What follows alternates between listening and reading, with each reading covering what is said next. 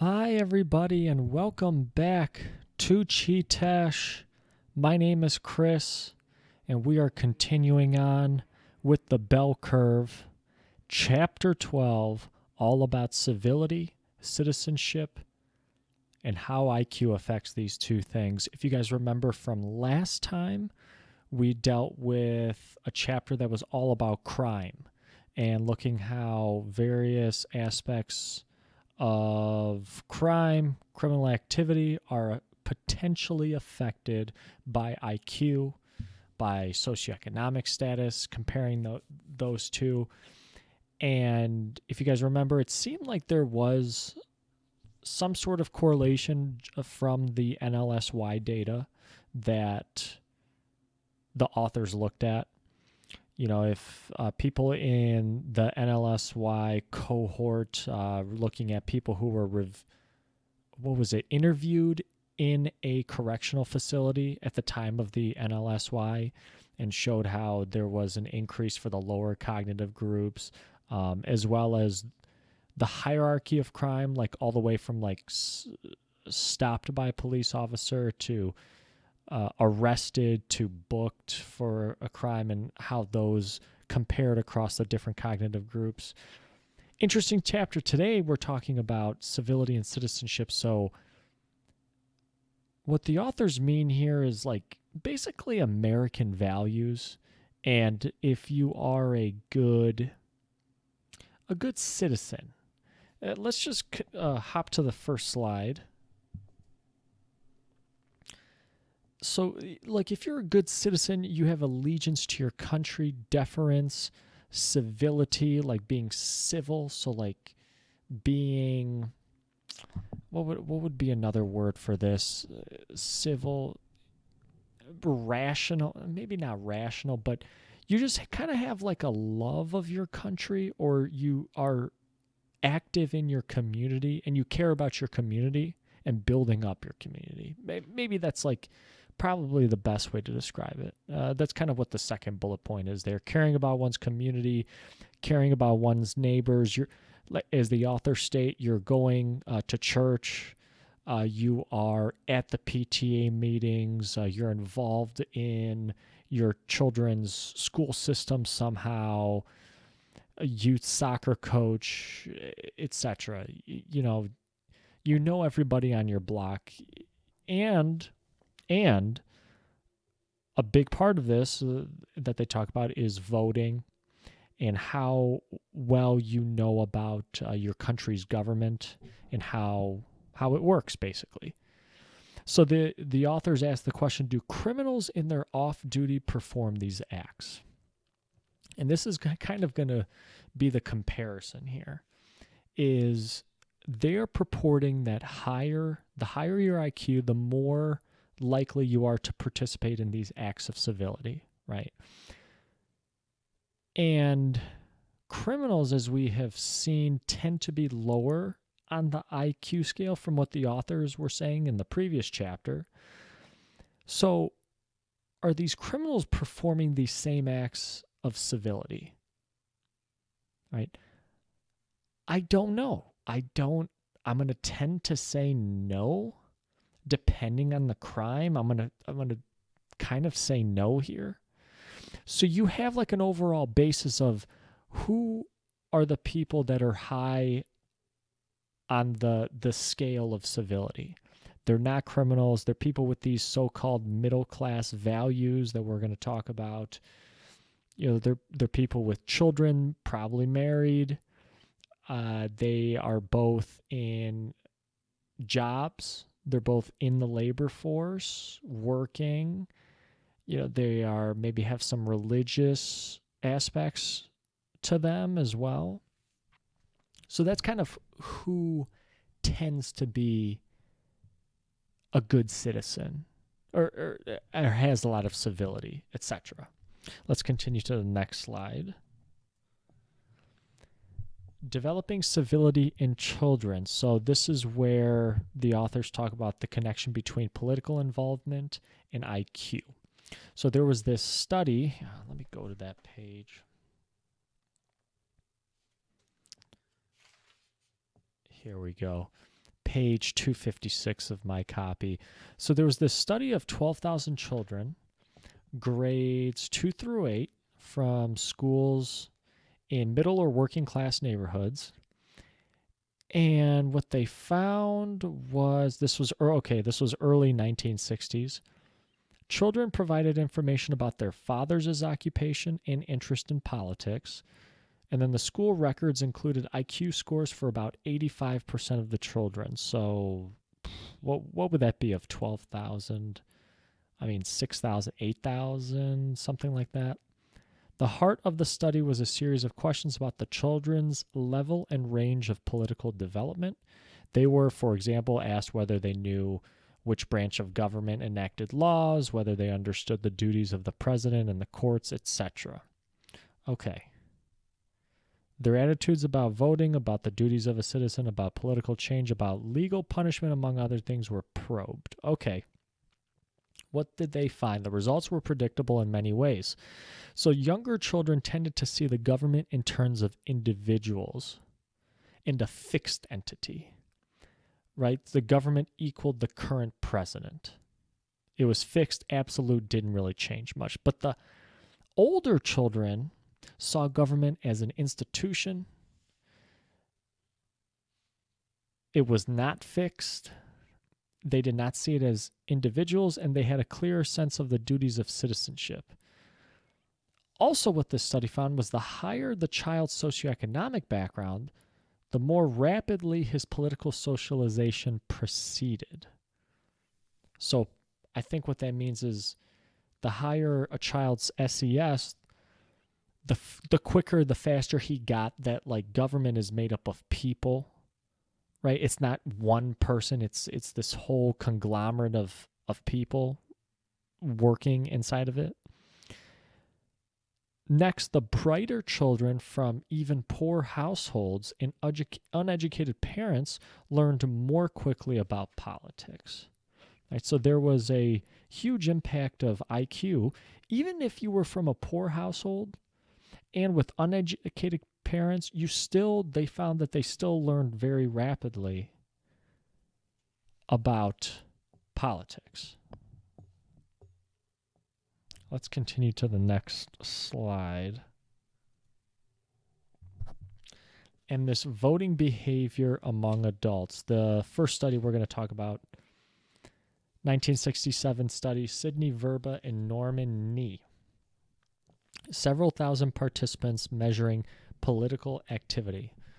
Among the totally inactive participants, well, hey, let me stop before I read that second bullet point there. Okay. What? Here we go. No, that's not it. I'm trying to find it in the book here so I can read it. Here we go. Page 259. Okay, Sidney Verba, 1967, Norman Nye. They identified 6 categories of political activity, from totally inactive at one end to the totally active, with 4 gradations in between. Political participation was defined. Socioeconomic status was not only a significant predictor in a statistical sense, but the differences across classes were large. So here's what they found. Among the totally inactive, the lowest category, people were almost 6 times as likely to be from the bottom third in socioeconomic status as from the top third. Now, when you flip it to the totally active as far as political participation, political activity, it was flipped. The highest, for that highest category, more than 4 times as many were from the top third as from the bottom third in socioeconomic status. In between the extremes of political participation, the trends were unbroken and smooth. The higher level of participation, the more likely the person was from a high status background. So again, socioeconomic status, huge predictor for your involvement in political activity, getting out there, being active on the political scene. I'm sure voting is a big part of this, but it could be other things, campaigning, participating in debates, fundraisers, maybe even too. I guess that kind of goes along with campaigning. Next, we have this study from Raymond Wolfinger and Stephen Rosenstone that says that use the current population surveys conducted by the Census Bureau to answer questions about voting. Okay, so the authors asked which of the three components of socioeconomic status, education, income, or occupational status, primarily influenced voting. And to them, the clear answer was education. So socioeconomic status, huge impact on voting, but that consists of three things: education, income, occupational status. They found that education, and in particular college education, the clear winner, raising a person's probability of voting almost 40% compared to if the person had less than 5 years of education. Even if you were in the top income category in 1990, which at that time, more than $75,000 per year, $1990, college education increased your chances of voting by 34%. So if you were in the top income category, you didn't have a college education, versus if you did, that increased your chances of voting by 34%. And here's a question I want to ask is, voting in which elections, right? Because there's general election for the president, there's the gubernatorial for your state, there's even like the primaries for the presidential election, there's stuff you can vote on, there's other like off-year elections too that have nothing to do with the president, which less and less people vote for. I feel like the president of the United States, that's the big one that everybody votes for, but all the other ones kind of a drop off. So the authors didn't really seem to talk about that, like breaking it down into like what kinds of elections. Here was something interesting, and occupational status per se had an even smaller overall effect than income, and it was ambiguous to boot. And here's something from this study. Sales and clerical workers voted at higher rates than professionals or managers. Very interesting. The first time I read that, I was thinking to myself, well, how could that be? Maybe the sales and clerical workers are voting, they're more likely to vote because they need the change, whereas professionals, managers, you got to figure they are making a little more money. They don't really care who's in government. They're going to get by anyway, versus sales and clerical workers, they want to make sure that there are policies that they, quote unquote, can't really outrun because they're not making that much money. Really, if you make a lot of money, it doesn't matter who's in office. You're going to make money either way, right? So anyway, that was just kind of something interesting there. Let's go to the next slide. So this is all getting to, socioeconomic status, okay, education. Okay, what about voting and cognitive ability? Well, there was one study of political involvement that did include a test of intelligence conducted in San Francisco in the 1970s. The intelligence test was a truncated one based on a dozen vocabulary items. So already right there, it's not like a traditional intelligence test, and based on just vocabulary, like, verbal intelligence. I don't know. Could you really say that that's a good indicator of intelligence? That's one downside to this study. So about 150 people were interviewed in depth and assessed on political sophistication, which is known to correlate with political participation. Educational attainment was, as expected, correlated with the test score. And the author's study, Russell Newman, said the evidence supports the idea of an independent cognitive ability effect as part of the proved link between socioeconomic status and political participation. Let's continue. Okay, now we're going to get to our first table in this measuring of middle class values. So, what are middle class values? So, this is kind of what the authors use because the NLSY did not permit us, I'm reading from the book, did not permit the authors to extend this discussion directly. None of the questions in the study asked about political participation or knowledge. So, what the authors did was extrapolate here from the data that was already in the NLSY and said, okay, from all the questions that the NLSY asked, which ones measure this thing called civility, citizenship that we talked about? So what it kind of says here is that they're reusing data and they make up this, I don't, make up sounds like a bad word, but they use this new index, this middle class values index, which is just like yes or no answers to questions, right? And they're basing it off of everything that we talked about from the previous chapters. Crime, parenting, marriage, employment. So, if let me give you guys an example here. A man in the NLSY got a yes if by 1990 he had obtained a high school degree or more, right? Been in the labor force throughout 1989, never been interviewed in jail, and was still married to his first wife, right? So if he checks all those boxes, and these are kind of like topics that we talked about in previous chapters, then he's going to get a yes for middle class values, Same thing, like women had their check boxes too there. And, if you could get a no if you check off these other boxes, such as, if you had been interviewed in jail, if you were out of work, etc. All right. So here's the table from that data. Whites in the middle class values index. And as you can see, percentage who scored yes as of 1990 and the cognitive classes, the percentage decreases as you go from very bright to very dull.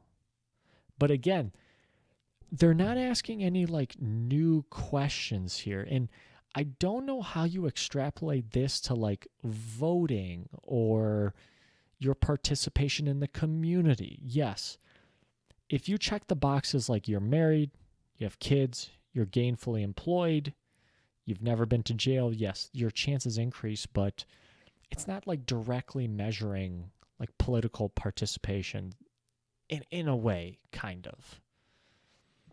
Let's go to the next slide, guys. We're almost done here.